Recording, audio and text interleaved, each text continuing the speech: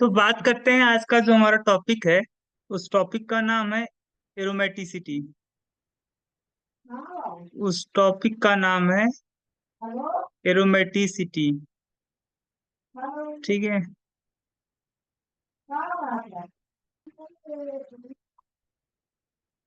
तो हमारा टॉपिक है एरोमेटिसिटी। देखो, एरोमेटिसिटी पढ़ने से पहले हम कुछ चीजों के बारे में बात करना चाहेंगे। जैसे हम बात करें अगर जीओसी की, जनरल ऑर्गेनिक केमिस्ट्री की, तो उसमें हमने इलेक्ट्रॉनिक डिस्प्लेसमेंट इफेक्ट के बारे में पढ़ा था। Electronic displacement effect. Electronic displacement effect में हमने देखा था कि किस तरीके से किसी कार्बन चेन में जो बॉन्डिंग इलेक्ट्रॉन होता है आपका, वो किस तरीके से अपनी पोजीशन से डिस्प्लेस हो जाता है। इसके बारे में हमने इलेक्ट्रॉनिक डिस्प्लेसमेंट के इफेक्ट के बारे में हमने पढ़ा था। और इसमें हमने ये भी देखा था कि ये जो इलेक्ट्रॉनिक डिस्प्लेसमेंट इफेक्ट होता है, दो टाइप का होता है: permanent effect, permanent displacement effect, और temporary temporary displacement effect, electronic displacement effect. ठीक है। तो अगर मैं बात करूं इलेक्ट्रॉनिक डिस्प्लेसमेंट इफेक्ट में, तो हमने क्या क्या पढ़ रखा है। तो हम इंडक्टिव इफेक्ट के बारे में पढ़ रखे हैं। इंडक्टिव इफेक्ट, इंडक्टिव इफेक्ट हमने पढ़ रखा है।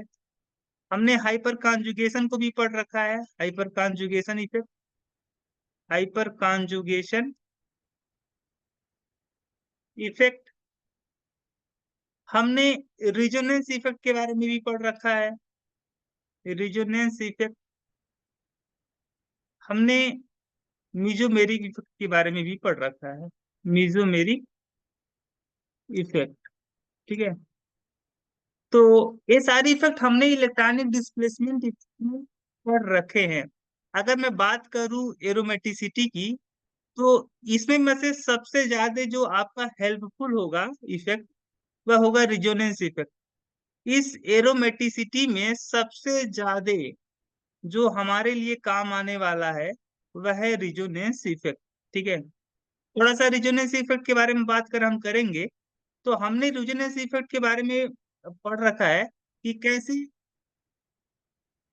हम बात करते हैं रिजोनेंस इफेक्ट की, क्योंकि रिजोनेंस इफेक्ट का ही यूज होने वाला है आपके एरोमेटिसिटी वाले चैप्टर में। तो रिजोनेंस इफेक्ट के बारे में बात करते हैं हम लोग। Delocalization of bonding electron. ठीक है। Resonance effect.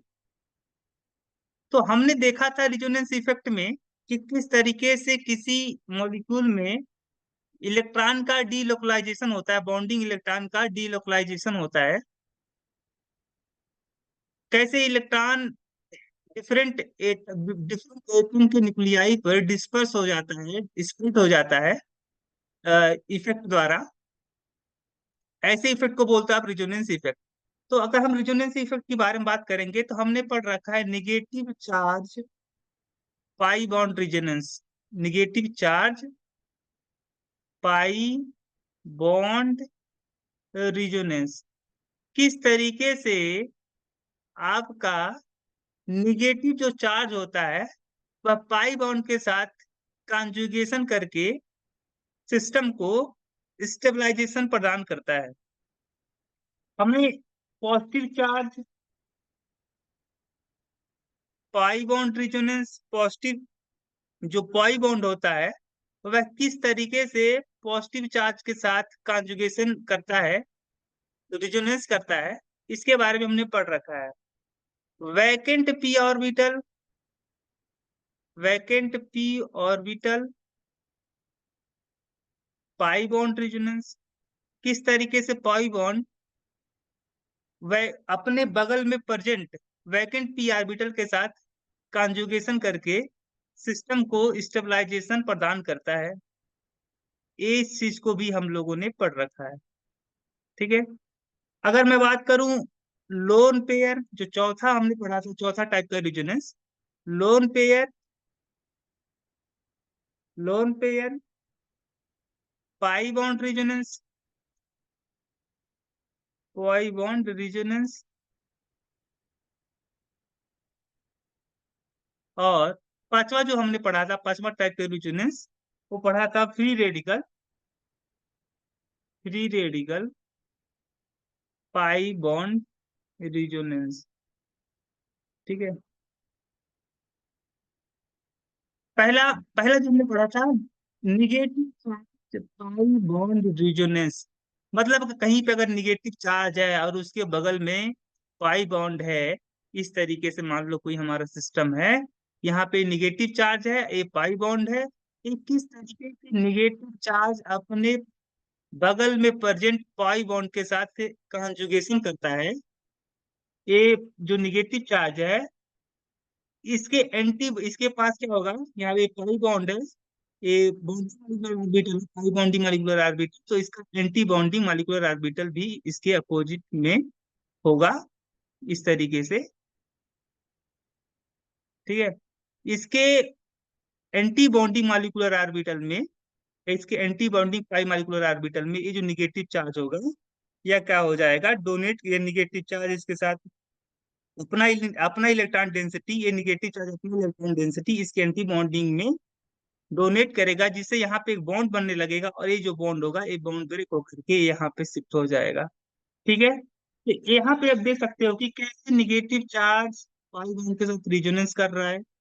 इसी तरीके से अगर मान लो कि आपका एक कोई पॉजिटिव चार्ज है और इसके बगल में कोई पाई बॉन्ड प्रेजेंट है, तो ये जो पाई बॉन्ड होगा, यह पाई बॉन्ड यहाँ पे इसके पास पॉजिटिव चार्ज है, इसके यहाँ पे जो पी ऑर्बिटल होगा वो वैकेंट होगा। ये जो आपका पाई बॉन्डिंग इलेक्ट्रॉन डेंसिटी है, इसके यहाँ पे जो प्रेजेंट पी ऑर्बिटल होगा, जिसमें जिसका क्या है, वैकेंट है, खाली है, क्योंकि यहाँ पे पॉजिटिव चार्ज है, तो इस पी ऑर्बिटल में कोई भी इलेक्ट्रॉन डेंसिटी नहीं होगा, तो यह अपना इलेक्ट्रॉन डेंसिटी इस वैकेंट या इलेक्ट्रॉन डिफिशियंट पी ऑर्बिटल में क्या करेगा, अपना डोनेट करके यहाँ पे पाई बॉन्ड बना लेगा, और यहाँ पे जो पॉजिटिव चार्ज है, पाई पॉजिटिव चार्ज यहाँ पे क्रिएट हो जाएगा।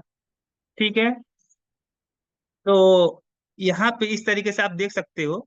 और तीसरा आप जो देख सकते हो, तीसरा, vacant P orbital pi bond reasons, एक ऐसे पाई बॉन्ड जो होगा किसी वैकेंट पी ऑर्बिटल के साथ में रेजोनेंस करता है, इसको भी आप देख सकते हो।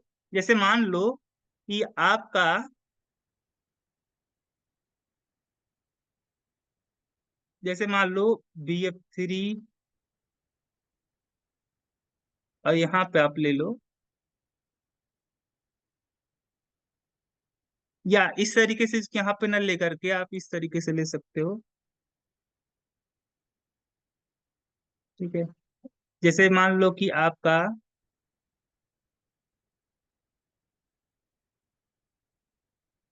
ये मान लो आपका CH2 है। ठीक है। और यहाँ पे CH डबल बॉन्ड CH2 है। ठीक है। तो यहाँ पे आप देख सकते हो कि यहाँ पे इसके पास एक वैकेंट पी ऑर्बिटल क्या है, खाली है।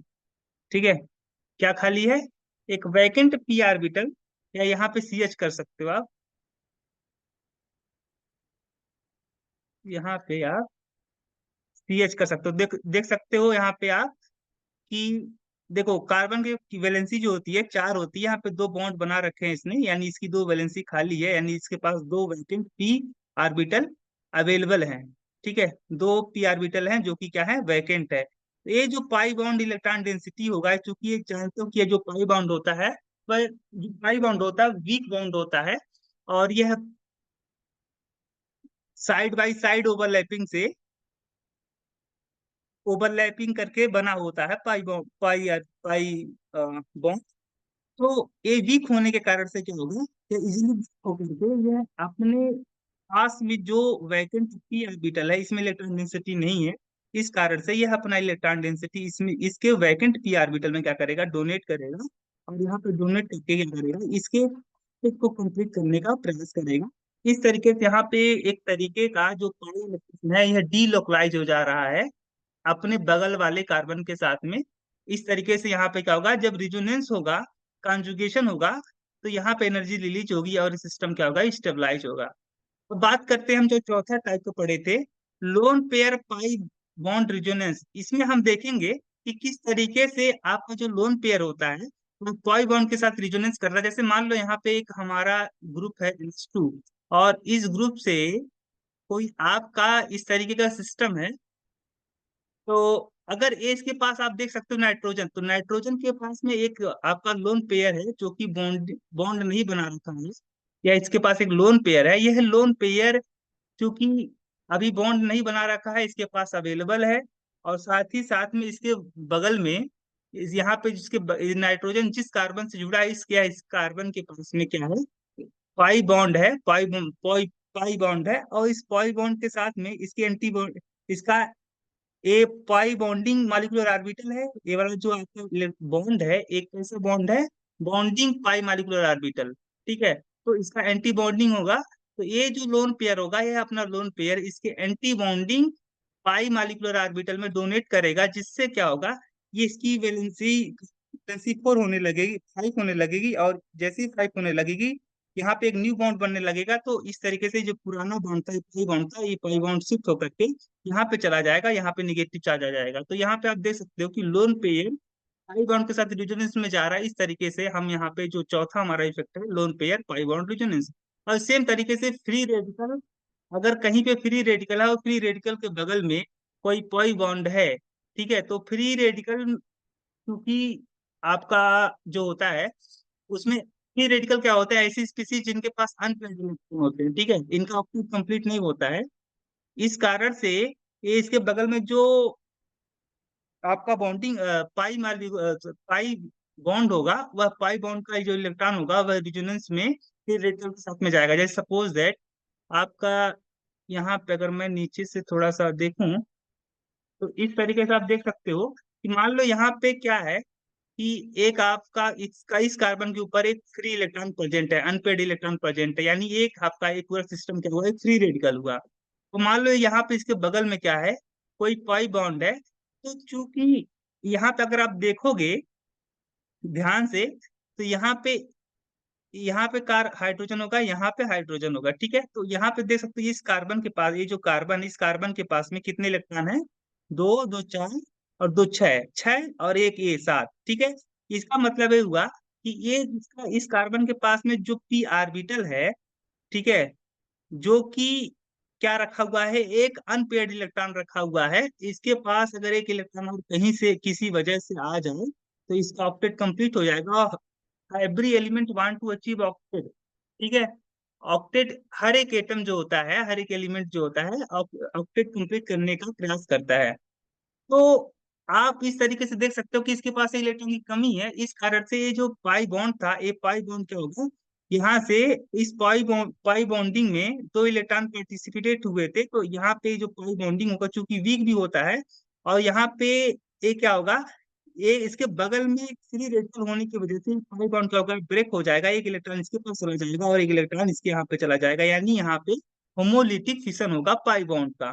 ठीक है, जैसे ही यहाँ पे फिशन होगा, यहाँ पे क्या होने वाला है, एक इलेक्ट्रॉन यहाँ पे जनरेट होगा, एक इलेक्ट्रॉन यहाँ पे जनरेट होगा, और इसके पास तो एक अनपेड इलेक्ट्रॉन ऑलरेडी प्रेजेंट था ही था। ठीक है, तो इसके पास, इस कार्बन के पास में भी क्या आ गया, एक अनपेड इलेक्ट्रॉन आ गया, और ये दोनों अनपेड इलेक्ट्रॉन आपस में क्या करेंगे, बॉन्ड बना लेंगे। और ये बॉन्ड बना के यहाँ पे एक पाई बॉन्ड का फॉर्मेशन हो जाएगा। तो इस तरीके से ओवरऑल आप देख सकते हो कि इस तरीके से बॉन्ड बन जाएगा, और ये जो एक रेडिकल यहाँ पे एक आपका अनपेड इलेक्ट्रॉन आ जाएगा। तो इस तरीके से वो फिर से वापिस से क्या करेगा, यहाँ पे ये वाला इलेक्ट्रॉन यहाँ पे रेजोनेंस करेगा, फिर यहाँ पे आएगा। तो कभी आपका अनपेड इलेक्ट्रॉन इस पोजीशन पे होगा, कभी इस पोजीशन पे, कभी इस पोजीशन, कभी इस पोजीशन पे। तो यहाँ पे जो बॉन्डिंग इलेक्ट्रॉन था वो क्या हो रहा है, डीलोकलाइज हो रहा है। ठीक है, ये हमारा था रिजोनेंस इफेक्ट के बारे में, जो कि हमारे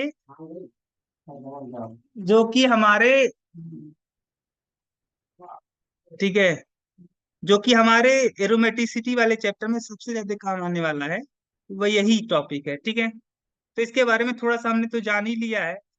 अब हमारे लिए क्या हो जाएंगी, चीजें आसान हो जाएंगी। साइक्लिक मॉलिक्यूल की, ठीक है।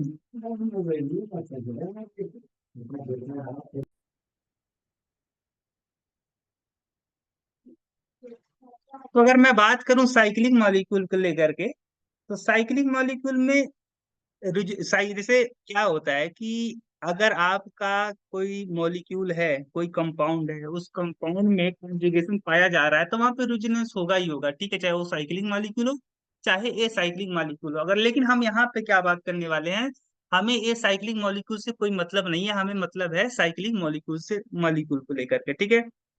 तो अगर मैं बात करूं साइक्लिक मॉलिक्यूल में, तो साइक्लिक मॉलिक्यूल में आपका साइक्लिक रेजोनेंस होगा, ठीक है। साइक्लिक मॉलिक्यूल में साइक्लिक रेजोनेंस होगा,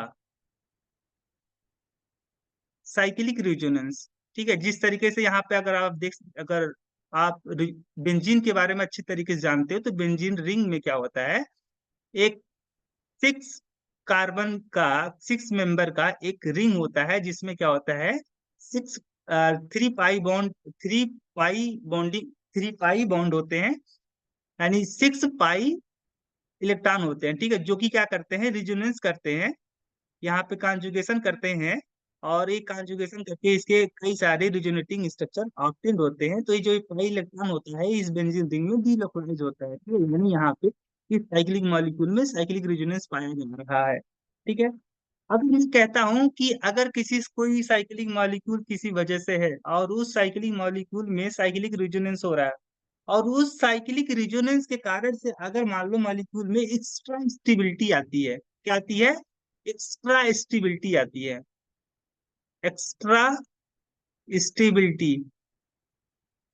अगर मान लो साइक्लिक मॉलिक्यूल है, और साइक्लिक मॉलिक्यूल में इलेक्ट्रॉन का क्या हो रहा है, डीलोकलाइजेशन हो रहा है, यानी रिजोनेंस हो रहा है, ठीक है। अगर साइक्लिक मॉलिक्यूल में साइक्लिक रिजोनेंस हो रहा है, और उस साइक्लिक रिजोनेंस की वजह से मॉलिक्यूल को क्या मिल रहा है, एक्स्ट्रा स्टेबिलिटी, ठीक है। तो ऐसे मॉलिक्यूल में देखा गया है कि जीरो जो साइक्लिक होते हैं और उनके अंदर साइक्लिक रेजोनेंस पाया जाता है। अगर मान लो मॉलिक्यूल में साइक्लिक रेजोनेंस की वजह से अगर आपका मॉलिक्यूल क्या हो रहा है, इसका स्टेबिलिटी ऑब्टेंड कर रहा है, अगर मान लो ये इलेक्ट्रॉन यहाँ पे जो बेंजीन रिंग था, इस बेंजीन रिंग में जो पाई बॉन्ड था, ये पाई बॉन्ड रिजोनेंस ना करे, तो ये जिसकी जो जो बेंजीन रिंग फेमस क्यों है, बेंजीन रिंग इसलिए फेमस है क्योंकि बेंजीन रिंग का जब स्टेबिलिटी चेक किया गया तो ये काफी ज्यादा स्टेबल था। स्टेबिलिटी के पीछे जब वजह पता किया गया तो पता ही चला कि ये जो पाई बॉन्ड है, ये पाई बॉन्ड क्या कर रहा है, रिजोनेंस कर रहा है, कभी ये पाई बॉन्ड इधर यहाँ पे है, कभी इसके बीच में आ जा रहा है, ठीक है, कभी यहाँ पे चला जा रहा है, कभी यहाँ पे। तो ये जो इलेक्ट्रॉन है, पाई पाई इलेक्ट्रॉन है, यह क्या हो रहा है, फ्रंट एटम के ऊपर डीलोकलाइज हो रहा है, इस कारण से इसकी स्टेबिलिटी क्या है, काफी हाई है। ऐस देखो, अगर आपका कोई मॉलिक्यूल है साइक्लिक मॉलिक्यूल, और उसके अंदर रिजोनेंस पाया गया है, और अगर वो मॉलिक्यूल में साइक्लिक रेजोनेंस की वजह से एक्स्ट्रा स्टेबिलिटी है, ठीक है, तो हम लोग ऐसे कंपाउंड को एरोमेटिक कंपाउंड बोल देते हैं, ठीक है। और ऐसा नहीं कि अगर मॉलिक्यूल साइक्लिक है और उस साइक्लिक मॉलिक्यूल में साइक्लिक रेजोनेंस पाया जा रहा है, तो हमेशा ही वह क्या होगा, स्टेबिलिटी उस साइक्लिक रेजोनेंस के कारण से आएगी। कभी कभी क्या होता है कि एक्स्ट्रा डिस्टेबिलिटी भी आ जाती है, एक्स्ट्रा डिस्टेबिलिटी आ जाती है, ठीक है। तो यहाँ पे देखने वाली बात यह है कि जब देखा गया कि साइक्लिक मॉलिक्यूल जो जिनके अंदर एक्स्ट्रा स्टेबिलिटी है रेजोनेंस के कारण से, ऐसे मॉलिक्यूल में जो इलेक्ट्रॉन की संख्या देखी गई, वह या तो 2 पाई इलेक्ट्रॉन देखा गया, या 6 पाई इलेक्ट्रॉन देखा गया, या 10 पाई इलेक्ट्रॉन देखा गया, या 14 पाई इलेक्ट्रॉन देखा गया, ठीक है। और यहीं पे अगर हम देखें कि साइक्लिक मॉलिक्यूल जिनके अंदर थोड़ी एक्स्ट्रा में डिस्टेबिलिटी थी, ऐसे मॉलिक्यूल के अंदर जब इलेक्ट्रॉन चेक किए गए, तो ऐसे मॉलिक्यूल में 4 पाई इलेक्ट्रॉन पाए गए, या 8 पाई इलेक्ट्रॉन पाए गए, या 12 इलेक्ट्रॉन पाए गए। मतलब यहाँ पे 4 के मल्टीपल में इलेक्ट्रॉन पाए गए, 4n पाई इलेक्ट्रॉन पाए गए। अगर और जो जिनके अंदर जिस मॉलिक्यूल के अंदर इस जिस साइक्लिक मॉलिक्यूल के अंदर साइक्लिक रेजोनेंस की वजह से मॉलिक्यूल एक्स्ट्रा स्टेबिलिटी ऑब्टेन करता था, ऐसे मॉलिक्यूल के पास में इलेक्ट्रॉन जो देखे गए थे, तो किसके देखे गए थे, या तो 2 पाई देखेगा, या 6 पाई, या 10 पाई, या 14 पाई इलेक्ट्रॉन दिखेगा। यानी इसका मतलब यहाँ पे ऐसे मॉलिक्यूल जो थे वो 4n+2 पाई इलेक्ट्रॉन को फॉलो कर रहे थे। यहाँ पे पाई इलेक्ट्रॉन का मतलब ये हुआ कि वो इलेक्ट्रॉन जो डीलोकलाइजेशन में पार्टिसिपेट कर रहे हैं, यहाँ पे उन इलेक्ट्रॉन को बोला गया है पाई इलेक्ट्रॉन। ठीक है, जैसे बेंजीन रिंग के बारे में अगर देखोगे, बेंजीन रिंग में कितने इलेक्ट्रॉन हैं जो डीलोकलाइजेशन में पार्टिसिपेट कर रहे हैं, तो यहाँ पे आपको देखने को मिलेगा।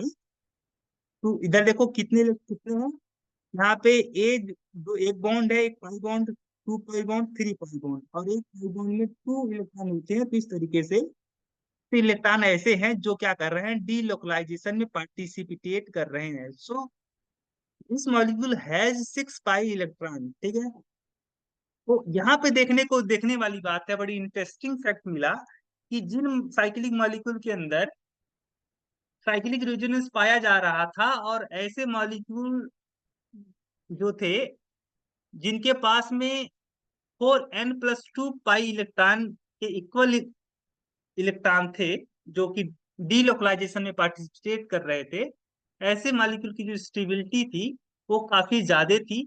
और जिन साइक्लिक मॉलिक्यूल में रेजोनेंस पाए जा रहे थे, और साथ ही साथ उन मॉलिक्यूल में 4n पाई इलेक्ट्रॉन पाए जा रहे थे, ऐसे मॉलिक्यूल की जो स्टेबिलिटी थी वो काफी कम थी।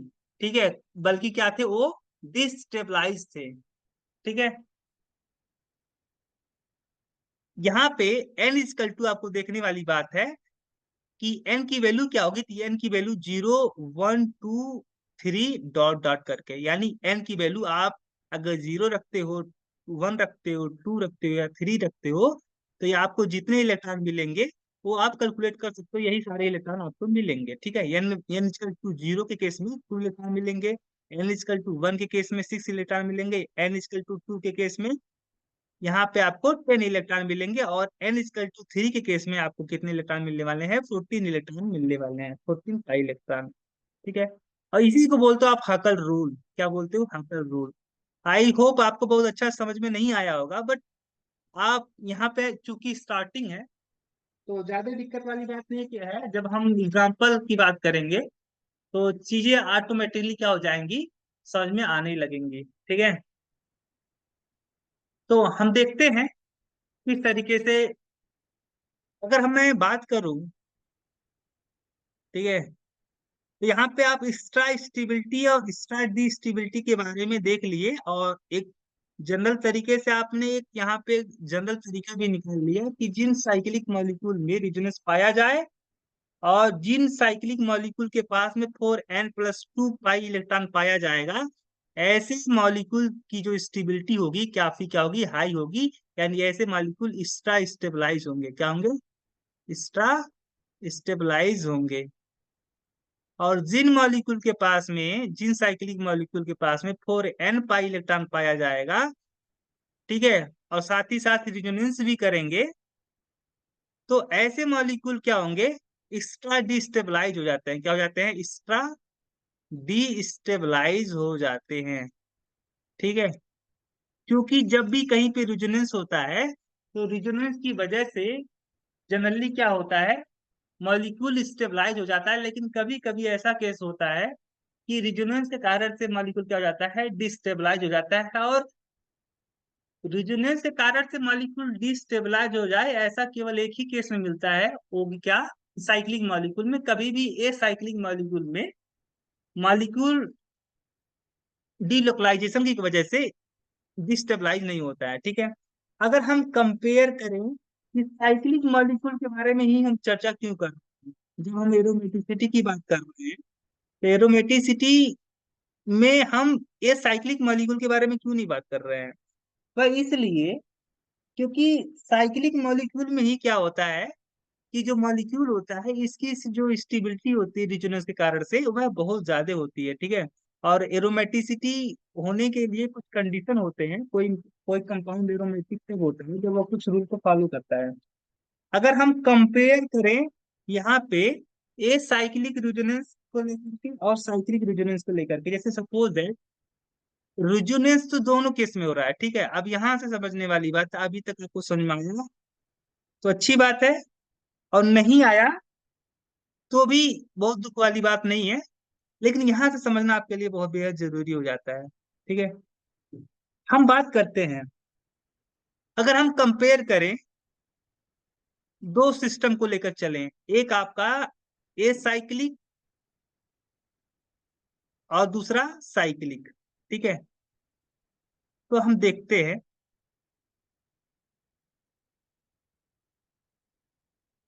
ठीक है। यहाँ पे आप देख सकते हो कि ए आपका क्या है, ए साइक्लिक कार्बोकैटायन है, ए साइक्लिक कार्बोकैटायन, ठीक है। ए साइक्लिक कार्बोकैटायन यानी ए साइक्लिक सिस्टम है, यहाँ पे कोई साइकिल नहीं बना हुआ है। यहाँ पे आप देख सकते हो कि ये क्या है, साइक्लिक कार्बोकैटायन है, ठीक है, कार्बोकैटायन।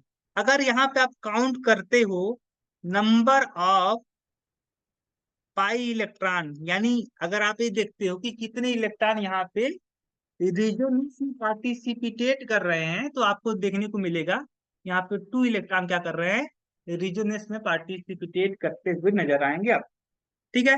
और यहीं पे देखो इस वाले मॉलिक्यूल में कि कितने रिजोनेंस में पार्टिसिपेट कर रहे हैं, तो यहाँ पे आपको देखने को मिलेगा कि ये जो इलेक्ट्रॉन पाई बॉन्ड होगा, ये पाई बॉन्ड इस पॉजिटिव चार्ज के साथ में क्या जाएगा, रिजोनेंस में जाएगा, जिससे क्या होगा, यहाँ पे पाई बॉन्ड बनेगा और ये जो पॉजिटिव चार्ज होगा यहाँ पे क्रिएट हो जाएगा, ठीक है। और ये वाला यहाँ पे देख सकते हो, इस तरीके से, यहाँ पे इस तरीके से आप रिजोनेंस करवा सकते हो, चाहे तो इसको इधर से रिजोनेंस करवा सकते हो, बल्कि जब यहाँ पे पॉजिटिव चार्ज खत्म हो जाएगा और यहाँ पे पॉजिटिव चार्ज आ जाएगा, ठीक है। तो आप देख सकते हो कि नंबर ऑफ पाई इलेक्ट्रॉन दोनों केस में, चाहे वो साइक्लिक हो चाहे ये साइक्लिक हो, दोनों केस में कितने आ रहे हैं, दोनों के केस में दो ही इलेक्ट्रॉन क्या कर रहे हैं, रिजोनेंस कर रहे हैं, पार्टिसिपेट कर रहे हैं, डीलोकलाइज हो रहे हैं, ठीक है। नंबर ऑफ पाई इलेक्ट्रॉन में भी दो है, तो आपके हिसाब से तो आप बोलोगे कि दोनों जो मॉलिक्यूल है, दोनों मॉलिक्यूल में दो ही इलेक्ट्रॉन पार्टिसिपेट कर रहे हैं रिजोनेंस में, so इनकी स्टेबिलिटी तो सेम होनी चाहिए, बट ऐसा कुछ नहीं होता है, ठीक है। यहाँ पे थोड़ा सा डिफरेंस आ जाता है। डिफरेंस किस वजह से आ रहा है, डिफरेंस इसलिए नहीं आ रहा है कि इसमें इलेक्ट्रॉन की संख्या सेम है, ठीक है। डिफरेंस इसलिए आ रहा है क्योंकि दोनों का स्ट्रक्चर अलग है, एक आपका एक साइक्लिक है और दूसरा क्या है, साइक्लिक है। अच्छा, यहाँ पे हम पाई बॉन्ड पाई इलेक्ट्रॉन के बारे में बार बार चिल्ला रहे हैं, यहाँ पे सिग्मा बॉन्ड के बारे में हम बात नहीं कर रहे हैं। सिग्मा बॉन्ड के बारे में बात न करने की वजह ये है कि जो आप जानते हो कि रेजोनेंस में सिग्मा बॉन्ड पार्टिसिपेट नहीं करता है, ठीक है। सिग्मा बॉन्ड रेजोनेंस में पार्टिसिपेट नहीं करता है, और जो चीज पार्टिसिपेट ही नहीं करता है तो फिर हम उसके बारे में चर्चा क्यों करेंगे। यहाँ पे सिग्मा बॉन्ड के बारे में हम नहीं बात कर रहे हैं, हम केवल किसके बारे में बात कर रहे हैं, पाई बॉन्ड के बारे में बात कर रहे हैं, पाई इलेक्ट्रॉन के बारे में बात कर रहे हैं, ठीक है। अब सोचने वाली बात है कि अगर मान लो ये फर्स्ट मॉलिक्यूल है और ये मॉलिक्यूल क्या है, सेकंड मॉलिक्यूल है, तो ये जो सेकंड मॉलिक्यूल होगा, ये सेकंड मॉलिक्यूल में रेजोनेंस की वजह से क्या हो जाएगा, इसकी जो स्टेबिलिटी होगी वो क्या होगी, काफी हाई होगी, यानी ये मॉलिक्यूल आपका एक्स्ट्रा एक्स्ट्रा स्टेबलाइज हो जाए, स्टेबलाइज होगा, ठीक है। एक्स्ट्रा क्या होगा, स्टेबलाइज हो जाएगा। तो अगर आप कंपेयर करोगे स्टेबिलिटी की, तो सेकंड मॉलिक्यूल जो सेकंड स्ट्रक्चर है, this is more stabilize in compare to first, ठीक है। यहाँ पे मैं स्टेबिलिटी का ऑर्डर के बारे में बात करूँ, तो जो दूसरा मॉलिक्यूल होगा वो क्या होगा, आपका ज्यादा स्टेबल होगा इन कंपेयर टू फर्स्ट। अगर आप इसके मैकेनिज्म के पीछे जानना चाहते हो कि ऐसी कौन सी बात है कि जो सेकंड को ज्यादा स्टेबलाइज कर रहा है, तो उसके बारे में भी हम चर्चा कर सकते हैं, आप देख सकते हो। इससे पहले आपको थोड़ा सा, अगर आप इसके बारे में देखना चाहते हो तो आपको थोड़ा सा ध्यान रखना पड़ेगा बॉन्डिंग वाले चैप्टर को लेकर के। बॉन्डिंग में आपने देखा था कि जिस तरीके से एटम के अंदर एटॉमिक ऑर्बिटल होते हैं, जिस तरीके से एटम के अंदर क्या होते हैं, एटॉमिक ऑर्बिटल होते हैं, ठीक है। किसी एटम के अंदर जो इलेक्ट्रॉन पाए जाते हैं वो कहाँ पे पाए जाते हैं, एटॉमिक ऑर्बिटल में पाए जाते हैं। उसी तरीके से जब मॉलिक्यूल का फॉर्मेशन होता है, अब मॉलिक्यूल कैसे बनता है, molecule is a group of atom, ठीक है। Molecule is a group of atom. तो वैसे ही मॉलिक्यूल के अंदर क्या होता है, मॉलिक्यूल के अंदर मॉलिक्यूलर ऑर्बिटल पाए जाते हैं। मॉलिक्यूल के अंदर मॉलिक्यूलर ऑर्बिटल पाए जाते हैं, जिनके अंदर क्या होता है, इलेक्ट्रॉन पाए जाते हैं। तो मॉलिक्यूलर ऑर्बिटल का फॉर्मेशन कैसे होता है, क्योंकि मॉलिक्यूलर ऑर्बिटल मॉलिक्यूल में पाया जाएगा और मॉलिक्यूल एटम से मिलकर बने होते हैं, तो इसका मतलब हुआ कि एटॉमिक ऑर्बिटल ही आपस में ओवरलैप करके मॉलिक्यूलर ऑर्बिटल का फॉर्मेशन करते हैं। जब आपके एटॉमिक ऑर्बिटल सेम फेज में मिलते हैं तो बनता है बॉन्डिंग मॉलिक्यूलर ऑर्बिटल, और जब आपके एटॉमिक ऑर्बिटल डिफरेंट फेज में मिलते हैं तो क्या बनता है, टी बॉन्डिंग मॉलिक्यूलर ऑर्बिटल। ठीक है। जब आपके एटॉमिक ऑर्बिटल सेम फेज में ओवरलैप करते हैं, सेम फेज में ओवरलैप करते हैं, तो क्या बनता है, बॉन्डिंग मॉलिक्यूलर ऑर्बिटल। और जब आपके एटॉमिक ऑर्बिटल डिफरेंट फेज में ओवरलैप करते हैं, डिफरेंट फेज में ओवरलैप करते हैं, तो क्या बनता है, anti bonding molecular orbital. Anti bonding molecular orbital. ठीक है। अगर मैं यहाँ पे एक कुछ पॉइंट के बारे में चर्चा करूं, अगर मान लो number of bonding interaction, number of bonding interaction is greater than number of anti-bonding molecular anti-bonding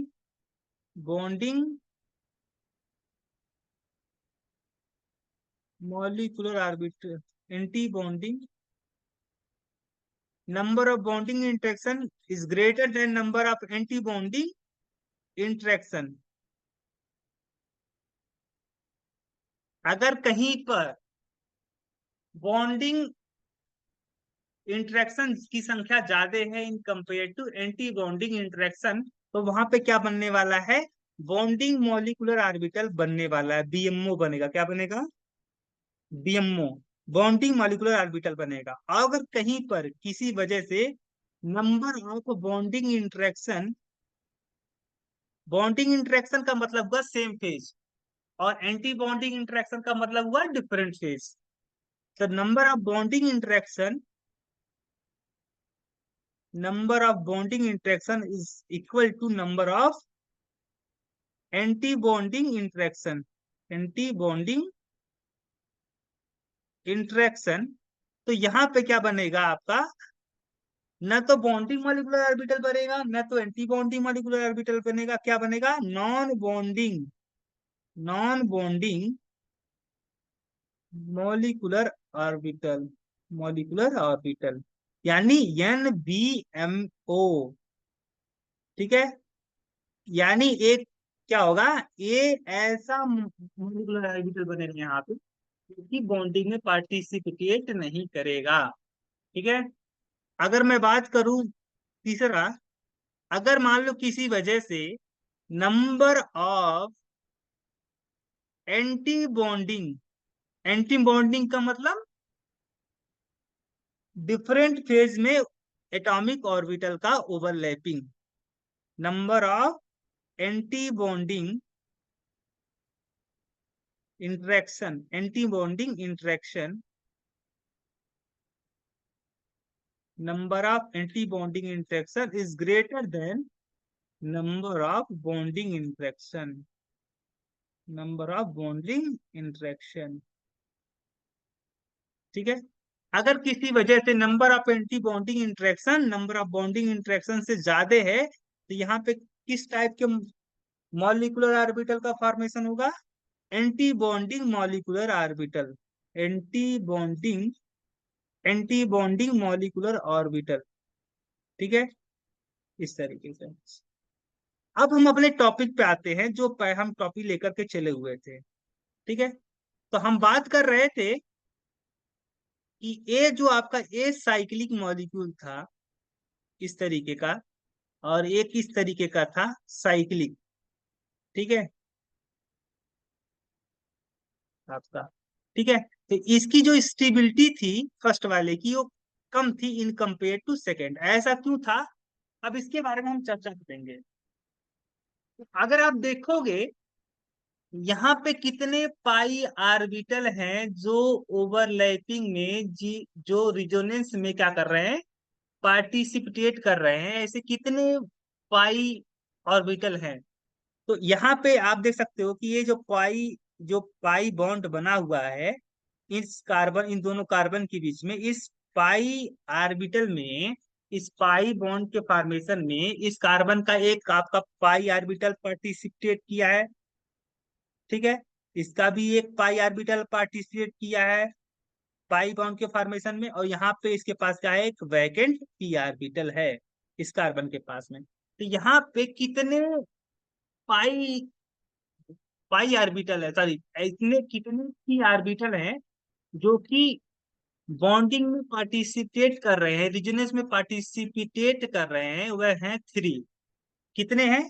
three P orbital, three P orbital, तीन पी आर्बिटल हैं जो कि रिजोनेंस में पार्टिसिपेट कर रहे हैं। और सेम तरीके से अगर यहाँ पे देखोगे तो यहाँ पर भी कितने पी आर्बिटल हैं जो कि रिजोनेंस में पार्टिसिपेट कर रहे हैं, थ्री। ठीक है, three, three P orbital, three P orbital. यहाँ पे थ्री पी आर्बिटल क्या कर रहे हैं, पार्टिसिपेट कर रहे हैं बॉन्डिंग में, ठीक है। थ्री पी आर्बिटल क्या कर रहे हैं, पार्टिसिपेट कर रहे हैं रिजोनेंस में। तो अगर आप देखोगे इसके मॉलिक्यूलर ऑर्बिटल के बारे में आप चर्चा करोगे, क्योंकि यहाँ पे जो भी हमको लेना देना है वह पाई बॉन्ड से ही लेना देना है, ठीक है। हमें रिजोनेंस से मतलब है यहाँ पे जो सिग्मा बॉन्ड है, इस सिग्मा बॉन्ड से हमारा कुछ भी लेना देना नहीं है, क्योंकि सिग्मा बॉन्ड का जो इलेक्ट्रॉन है वह किसी भी तरीके का डीलोकलाइजेशन इस सिग्मा बॉन्ड का नहीं होगा, ठीक है। तो अगर आप देखोगे यहाँ पे हमें किससे मतलब है, पाई बॉन्ड से मतलब है, जो कि क्या कर रहे हैं, रिजोनेंस में पार्टिसिपेट कर रहे हैं। तो इसके अगर मॉलिक्यूलर ऑर्बिटल के बारे में चर्चा करोगे तो यहाँ पे कितने पी ऑर्बिटल हैं जो कि मॉलिक्यूलर ऑर्बिटल के फॉर्मेशन में पार्टिसिपेट कर रहे हैं, तो थ्री पी ऑर्बिटल। तो आप जानते हो कि जितने एटॉमिक ऑर्बिटल आपके मॉलिक्यूलर ऑर्बिटल फॉर्मेशन में पार्टिसिपेट करते हैं, उतने ही नंबर में मॉलिक्यूलर ऑर्बिटल का फॉर्मेशन होता है। तो थ्री एटॉमिक ऑर्बिटल अगर आपके थ्री पी ऑर्बिटल पार्टिसिपेट कर रहे हैं बॉन्डिंग में, तो थ्री मॉलिक्यूलर ऑर्बिटल का क्या होगा, फॉर्मेशन होगा, ठीक है। तो यहाँ पे आप फर्स्ट वाले के बारे में अभी चर्चा करेंगे। तो थ्री अगर पार्टिसिपेट कर रहे थे तो हम यहाँ पे कितने आपके बनेंगे, अगर three atomic, three P orbital अगर आपके पार्टिसिपेट कर रहे हैं मॉलिक्यूलर ऑर्बिटल के फॉर्मेशन में, तो थ्री क्या बनेंगी, थ्री मॉलिक्यूलर ऑर्बिटल बनेंगे, ठीक है। तो इस तरीके से आप देख सकते हो,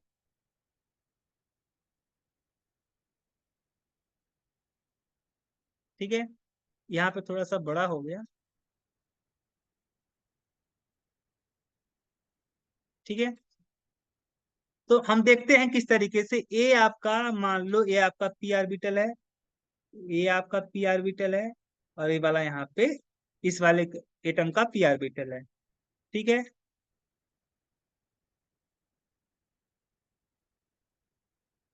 तो थ्री पी ऑर्बिटल आपके पार्टिसिपेट कर रहे थे बॉन्डिंग में, तो थ्री क्या बनेंगे, मॉलिक्यूलर ऑर्बिटल बनेंगे। जिसमें में से क्या होकर, मान लो कि आपका जो फर्स्ट, अगर मान लो जो आपका फर्स्ट मॉलिक्यूलर ऑर्बिटल बनेगा वो किस तरीके से बन रहा है, सेम फेज के ओवरलैपिंग द्वारा बन रहा है, ठीक है। तो ये मान लो अगर किसी वजह से जितने भी पी ऑर्बिटल है वो सारे सेम फेज में, यानी ऊपर पॉजिटिव है तो यहाँ पर भी ऊपर पॉजिटिव, यहाँ पर भी ऊपर पॉजिटिव, और यहाँ पे सारे नीचे क्या होंगे, निगेटिव होंगे। तो देख सकते हो कि इस वाले ऑर्बिटल का और इस आरबी वाले ऑर्बिटल का फेज क्या है, सेम है, ठीक है। और यहाँ पे देख सकते हो यहाँ पे भी फेज सेम है, इस और इस ऑर्बिटल के बीच का जो फेज है वो क्या है, सेम है। तो यहाँ पे किस तरीके का इंटरेक्शन होगा, बॉन्डिंग इंटरेक्शन, बॉन्डिंग इंटरेक्शन क्यों होगा? क्योंकि सेम फेज है। यहाँ पे किस तरीके का इंटरेक्शन होगा? Bonding interaction. अगर मान लो यहाँ पे पॉजिटिव है, यहाँ पे पॉजिटिव है, यहाँ पे निगेटिव हो गया, तो यहाँ पे तो आपका बॉन्डिंग इंटरेक्शन होने वाला है। यहाँ पे क्या कैसा इंटरेक्शन होने वाला है? पॉजिटिव और निगेटिव के बीच का जो इंटरेक्शन होगा, क्योंकि डिफरेंट फेज है, इसलिए यहाँ पे किस तरीके का इंटरेक्शन होगा? एंटी बॉन्डिंग, एंटी, यहाँ पे बॉन्डिंग इंटरेक्शन हो रहा था, यहाँ पे एंटी बॉन्डिंग इंटरेक्शन होगा, एंटी बॉन्डिंग इंटरेक्शन। यहाँ पे मान लो पॉजिटिव है, यहाँ पे आपका पॉजिटिव है, यहाँ पे निगेटिव है, तो यहाँ पे जो इंटरेक्शन होने वाला है वो किस तरीके का इंटरेक्शन होने वाला है? Anti anti bonding interaction. और यहाँ पे किस तरीके का इंटरेक्शन होने वाला है? Anti bonding interaction. ठीक है, ठीक है। तो ए आपका क्या है? साई 1, ए है साई 2, ए है साई 3। ये फर्स्ट मॉलिक्यूलर ऑर्बिटल है, ये सेकेंड मॉलिक्यूलर ऑर्बिटल है, ये थर्ड मॉलिक्यूलर ऑर्बिटल है। ठीक है, तो यहाँ पे देख सकते हो कि यहाँ पे कोई भी एंटी बॉन्डिंग इंटरेक्शन नहीं हुआ है, यानी यहाँ पे दो बॉन्डिंग इंटरेक्शन है और zero anti bonding molecular interaction है। यहाँ पे आपके एक बॉन्डिंग इंटरेक्शन है और आपका वन एंटी बॉन्डिंग इंटरेक्शन है। यहाँ पे आपका दो एंटी बॉन्डिंग इंटरेक्शन है और यहाँ पे कोई भी बॉन्डिंग इंटरेक्शन आपको नजर नहीं आ रहा होगा। सो यहाँ पे कितने इंटरेक्शन है? Zero bonding interaction. ठीक है, तो यहाँ पे अगर आप बात करोगे इसकी जो साइबन होगा, ये जो साइबन मॉलिक्यूलर ऑर्बिटल है, इसकी एनर्जी सबसे कम होगी, साई 2 की उससे ज्यादा होगी और साई 3 की सबसे ज्यादा एनर्जी होगी। सबसे कम एनर्जी साई 1 की होगी, क्योंकि यहाँ पे साई 1 में कोई भी नोड नहीं है। नोड का मतलब वह स्थान जहां पे इलेक्ट्रॉन के पाए जाने की प्रोबेबिलिटी जीरो होती है। ऐसे प्लेस, ऐसे रीजन को, ऐसे प्लेस को क्या बोलते हो आप? नोड बोलते हो। ठीक है, तो यहाँ पे कोई भी नोड नहीं है। यहाँ पे आप देख सकते हो कि यहाँ पे क्या होगा? एक नोड होगा। क्या होगा? यहाँ पे एक नोड होगा। ठीक है, यहाँ पे आपको दो दो नोड होंगे, एक यहाँ पे नोड, एक यहाँ पे नोड। इन दोनों के बीच में एक नोड होगा और इन दोनों के बीच में एक नोड होगा। ठीक है, यहाँ पे एक नोड होगा, यहाँ पे कोई भी नोड नहीं होगा। ठीक है, तो अगर आप नंबर ऑफ नोड की बारे में बात करते हो, number of node, number of node is equal to n-1। तो n इजकल टू अगर आप 1 रखते हो तो क्या बनेगा? साई 1, साई n। हम लोग किसी भी बॉन्डिंग मॉलिक्यूलर ऑर्बिटल को सिंपली साई n से रिप्रेजेंट करते हैं, और साई n इजकल टू आपका 1 2 3 4 5 होता है। अगर n इजकल टू आप 1 रख देते हो तो क्या बनेगा? साई 1। और साई 1 में अगर आप चेक करते हो कितने नोड है, तो n इजकल टू 1 था, तो 1 - 1, 1 - 1 इजकल टू 0, यानी 0 नोड होगा। तो यहाँ पे आपको कितने नोड थे? 0 नोड थे। यहाँ पे कितने नोड आपको मिलेंगे?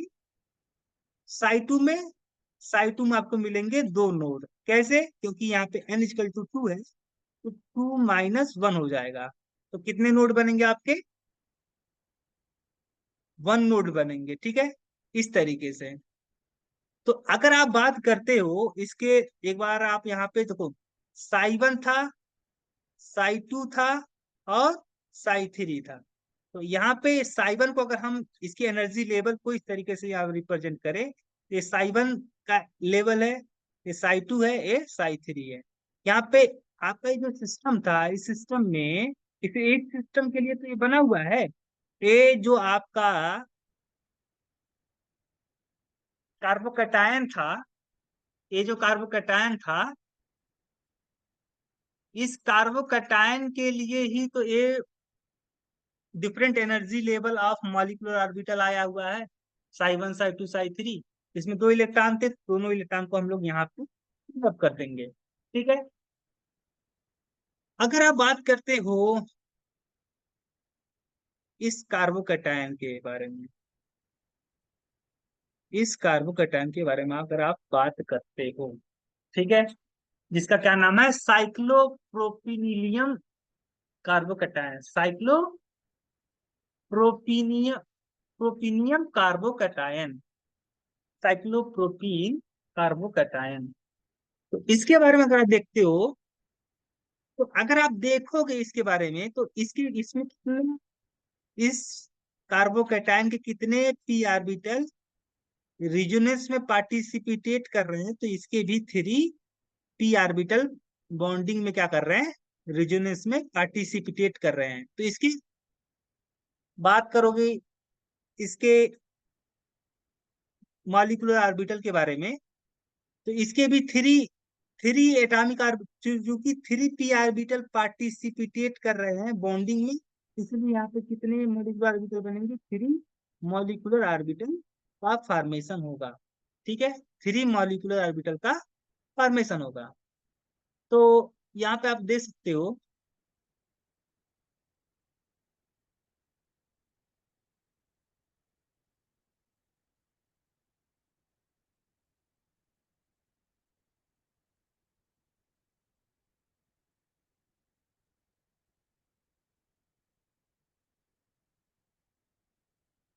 तो अगर मैं तीनों मॉलिक्यूलर ऑर्बिटल का के सिस्टमेटिक सिस्टमेटिक डायग्राम के बारे में बात करूं, तो इस तरीके से मैं यहाँ पे ड्रा कर रहा हूँ।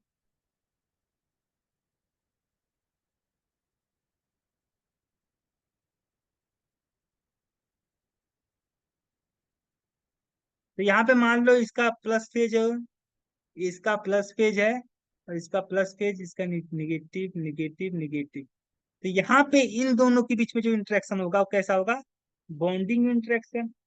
यहाँ पे जो इंटरेक्शन होगा वो कैसा इंटरेक्शन होगा, बॉन्डिंग इंटरेक्शन। और यहाँ पे इन दोनों के बीच में जो इंटरेक्शन होगा वो कैसा इंटरेक्शन होगा, बॉन्डिंग इंटरेक्शन। ठीक है, अगर यहाँ पे मैं देखूँ तो यहाँ पे पॉजिटिव, यहाँ पे पॉजिटिव, यहाँ पे निगेटिव। तो यहाँ पे जो इस इंटरेक्शन होगा वो देखने लायक होगा। यहाँ पे ए है आपका बॉन्डिंग इंटरेक्शन, ए है एंटी बॉन्डिंग इंटरेक्शन, और ए है एंटी बॉन्डिंग इंटरेक्शन। यहाँ पे निगेटिव, यहाँ पे पॉजिटिव। ठीक है, तो ए, इन दोनों के बीच में ये पॉजिटिव है, ये निगेटिव है, तो इनके बीच में कैसा इंटरेक्शन होगा, एंटी बॉन्डिंग इंटरेक्शन। यहाँ पे होगा एंटी बॉन्डिंग इंटरेक्शन, और यहाँ पे होगा एंटी बॉन्डिंग इंटरेक्शन। ठीक है, तो यहाँ पे आप देख सकते हो कि 3 बॉन्डिंग इंटरेक्शन है। यहाँ पे कितने बॉन्डिंग इंटरेक्शन है, एक बॉन्डिंग इंटरेक्शन और 2 एंटी बॉन्डिंग इंटरेक्शन। यहाँ पे एक आपका, हम्म, हाँ ये तो आपका बॉन्डिंग इंटरेक्शन हो गया। तो एक है आपका बॉन्डिंग इंटरेक्शन और 2 है एंटी बॉन्डिंग इंटरेक्शन। ठीक है, तो ये तो आपका क्या बन गया, बॉन्डिंग मॉलिक्यूलर ऑर्बिटल बन गया, क्योंकि इसमें क्या है, number of bonding interaction is greater than number of anti bonding interaction. यहाँ पे अगर आप देखोगे, तो ये क्या बनेगा आपका, चूंकि यहाँ पे एंटी बॉन्डिंग इंटरेक्शन ज्यादा है देन बॉन्डिंग इंटरेक्शन, तो यहाँ पे क्या बनने वाला है, ए बनेगा आपका ABMO, anti bonding molecular orbital बनेगा। ये क्या बनेगा, ए भी आपका एंटी बॉन्डिंग मॉलिक्यूलर ऑर्बिटल बनेगा, क्योंकि यहाँ पे number of anti bonding interaction is greater than number of bonding interaction. ठीक है, तो अगर इनके हम बात करें, ए है आपका साई 1, ए है साई 2, और ए है साई 3। ठीक है, तो जो साई 1 का एनर्जी होगा, एनर्जी लेवल होगा सबसे लो होगा, क्योंकि ये बॉन्डिंग मॉलिक्यूलर ऑर्बिटल है, और बॉन्डिंग मॉलिक्यूलर ऑर्बिटल अपने पेरेंट एटॉमिक ऑर्बिटल से क्या होते हैं, लो एनर्जी रखते हैं। और ये जो साई 2 और साई 3 है, चूंकि इन दोनों में एंटी बॉन्डिंग इंटरेक्शन सेम है, इस कारण से इन दोनों की एनर्जी क्या होगी, सेम होगी। This is Sai 2, this is Sai 3। ठीक है, इसमें कितने इलेक्ट्रॉन थे आपके, पूरे साइक्लोप्रोपिन साइक्लोप्रोपिनियम कार्बोकैटायन में कितने इलेक्ट्रॉन थे, 2 इलेक्ट्रॉन थे, तो यहाँ पे 2 इलेक्ट्रॉन मैंने फिलअप कर दिया। तो अब इनके बारे में थोड़ा सा देखो, एक बार ऊपर मैं यहाँ पे लिख देता हूँ। हाँ, ये आपका क्या बनेगा, ए बनेगा, देखो यहाँ पे बॉन्डिंग इंटरेक्शन ज्यादा है, तो यहाँ पे बनेगा बी एमओ। B MO. ए क्या बनेगा? N B MO. N B MO, क्योंकि दोनों सेम है, बॉन्डिंग इंटरेक्शन और एंटी बॉन्डिंग इंटरेक्शन सेम है। और ये क्या बनेगा आपका? A B MO. A B MO. A B MO. A B MO. देखने वाली बात यह है कि जो ए आपका एस साइक्लिक वाले कार्बोकैटायन में जो था, वो उसमें जो बॉन्डिंग मॉलिक्यूलर ऑर्बिटल था उसमें दो बॉन्डिंग इंटरेक्शन थे। ये हाल है, किसका हाल है? ये हाल है बॉन्डिंग मॉलिक्यूलर ऑर्बिटल का। इस साइक्लिक सिस्टम के लिए इस बॉन्डिंग मॉलिक्यूलर ऑर्बिटल में दो बॉन्डिंग इंटरेक्शन थे। कितने इंटरेक्शन थे? दो बॉन्डिंग इंटरेक्शन थे। और यहाँ पे आप देखने वाली बात है, यहाँ पे कितने इंटरेक्शन है? थ्री बॉन्डिंग इंटरेक्शन है। Three bonding interaction. ठीक है। तो यहाँ पे अगर आप देखोगे, डायग्राम बनाओगे, आप डायग्राम आप बना सकते हो। ये था आपका डायग्राम, और ये था यहाँ पे साइक्लोप्रोपिनियम कार्बोकैटायन, ये वाला। ठीक है। इसके लिए क्या आया था? एनर्जी लेवल इस तरीके से आया था। और इसके लिए एनर्जी क्या आया था? इसके लिए जो आया था वो आया था आपका, चूंकि ये अगर आप देखोगे इसका जो बॉन्डिंग मोलिकुलर ऑर्बिटल बनेगा, ये था बीएमओ, ये था एनबीएमओ, ये था आपका एबीएमओ। इसका जो मॉलिक्यूल बॉन्डिंग मॉलिक्यूलर ऑर्बिटल बनेगा, उसकी एनर्जी लेवल पहले वाले से क्या होगा?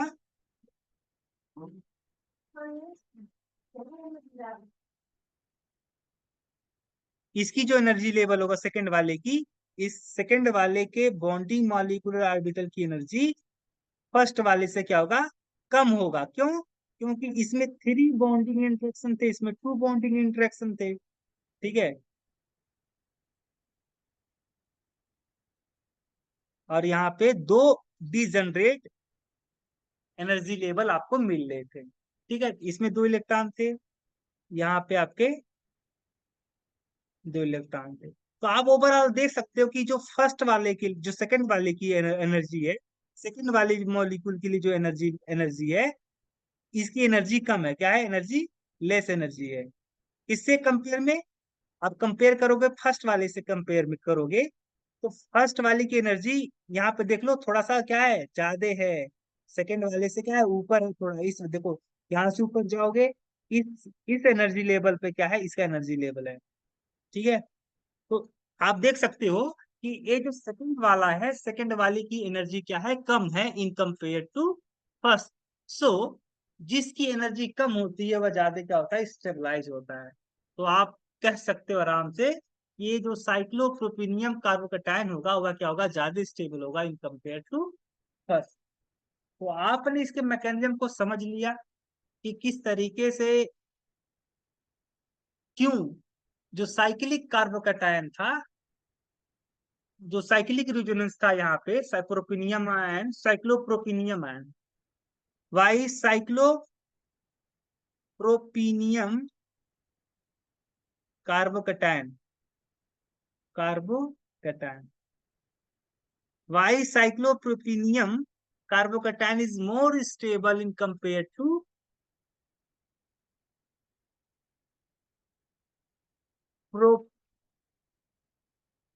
प्रोपिनियम, प्रोपिनियम कार्बोकैटायन। साइक्लोप्रोपिनियम कार्बोकैटायन क्यों ज्यादा स्टेबल है in compare to propenium carbocation से? इसके मैकेनिज्म को आपने अच्छी तरीके से समझा। ठीक है। बाकी के हम लेक्चर बाद में करेंगे।